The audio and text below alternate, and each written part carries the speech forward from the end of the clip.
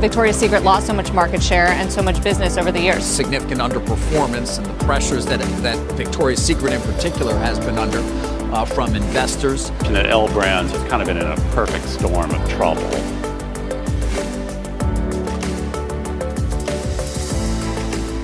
Good morning, everyone. We are here in Paris in the Victoria's Secret at Les Halles. This year, Victoria's Secret has been at the core of a very ferocious legal dispute between private equity firm Sycamore and retail conglomerate L Brand. In February 2020, about 6 months ago, Sycamore agreed to purchase Victoria's Secret from L Brand.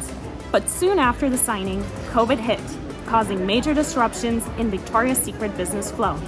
What exactly these disruptions were and how they impacted the transaction agreement is what we're going to look at in this video. In March, L Brand closed down approximately 1,600 stores and voluntarily furloughed all of its employees following the COVID crisis.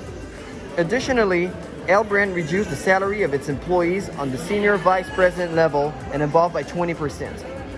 Furthermore, L Brand deferred annual merit increases for 2020 and failed to dispose of out-of-season merchandise, leaving Victoria's Secret with a great amount of low-value merchandise stock. Moreover, in April 2020, L Brand did not pay rent for its US Victoria's Secret stores. Sycamore terminated the transaction agreement on April 22, 2020. Now, were all these actions in line with the transaction agreement?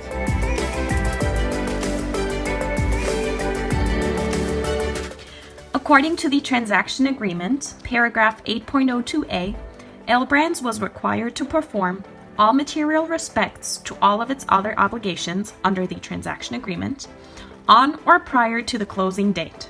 Further, L Brands was supposed to conduct business in the ordinary course consistent with past practice, paragraph 5.01a. The parties had agreed in their transaction agreement that a material adverse effect has taken place if there is any state of fact, circumstance, condition, event, change, development, occurrence, result, or effect that prevents, materially delays, or materially impedes the performance by parent of its obligations. Breaching Section 3.09 therefore constitutes as an MAE, allowing Sycamore to terminate the deal. The material breached caused Victoria's Secret to suffer financial as well as personal losses. Therefore, Victoria's Secret is no longer the company Sycamore agreed to buy when signing the agreement. Sycamore terminated the transaction agreement on April 22, 2020. So what exactly happened? We analyzed the legal basis of the situation under the Delaware law as we explained thereafter. In the field of mergers and acquisition and corporate finance, a material adverse effect, also referred to as an MAE, is a change in circumstances that significantly reduces the value of a company. No, there's no question that L Brands has kind of been in a perfect storm of trouble. Victoria's Secret lost so much market share and so much business over the years. I think A contract to acquire, invest in, or lend money to a company often contains a term that allows the acquirer, investor, or lender to cancel the transaction if a material adverse change occurs. It is interesting to dive deeper into the transaction agreement to refer to the different terms in the contract. The transaction agreement includes two conditions to the closing that are relevant to the dispute. The first is an MAE closing condition, allowing the termination of the deal if any circumstances were to impede L Brand to perform consistently with its obligation under the transaction agreement, and any material adverse effect on the financial condition of Victoria's Secret, excluding any effect resulting from a pandemic. Second, the transaction agreement also included compliance with operating covenants, basically requiring that in the pre-closing period, L Brand operated Victoria's Secret in an ordinary course consistent with past practices. Since L Brand anticipated the pandemic, it included the pandemic in the MAE definition as a reason that would not be considered an MAE. However, this only accounts for the second section of the MAE definition. On the contrary, the first clause does not mention a pandemic as a reason to not be considered an MAE. Because either of the two sections need to be fulfilled for an MAE to take place, and Section 1 was fulfilled, an MAE happened. The analysis of the operating covenant reserved to L Brand clearly shows that failure in performing business in the ordinary course can constitute a breach of contract from its side. The breach of the transaction agreement is also supported by the law of the state of Delaware. According to Section 11.05 of the Transaction Agreement, the agreement between L Brands and Sycamore is governed by the law of the state of Delaware. Under Article 2, Part 6 of the Uniform Commercial Code of Delaware, Paragraph 2601, the buyer may reject the contract if the goods or tender fail in any respect to conform to the contract. Since this was the case with L Brands, Sycamore had the right to reject the contract. Further, under Paragraph 2609, a contract for sale imposes an obligation on each party that the other's expectation of receiving due performance will not be impaired. L Brands impaired the performance it has promised to deliver and therefore did not comply with the law.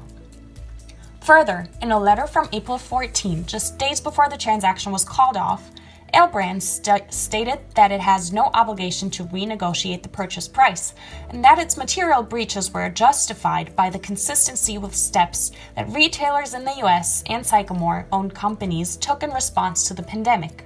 However, the Uniform Commercial Code of Delaware, Article 1, Part 1, Paragraph 22092, states that an agreement cannot be modified unless the modification is signed by both parties.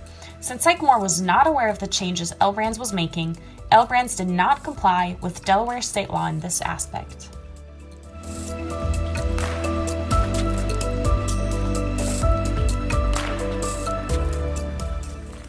An interesting point to note is that the law regarding material adverse effect clauses in Delaware was substantially developed in the Acorn and Fresenius Kabi case. This case, which took place in October 2018, marked the first time in which Delaware State Court acknowledged the buyer company's right to terminate a merger agreement on the basis of an MAE. Delaware, until this case, had famously never recognized an MAE, with judges often pointing out to acquiring companies that they simply bought into a specific sector at the wrong time.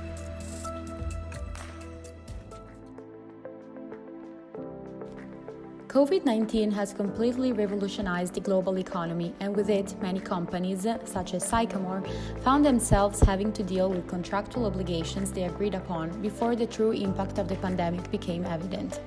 For the Delaware Court of Chancery alone, several cases with similar elements and litigations are yet to be decided. One notable example is that of LVMH and Tiffany, for which trial is scheduled for next January. Just like Sycamore, LVMH is now trying to terminate the acquisition agreement with Tiffany based on MAE. Considering that the LVMH and Tiffany case, just like many others, will be decided by the Delaware court, it is reasonable to believe that the outcome of the L Brands and Sycamore deal may have an impact on the jury's decision based on the stare decisis.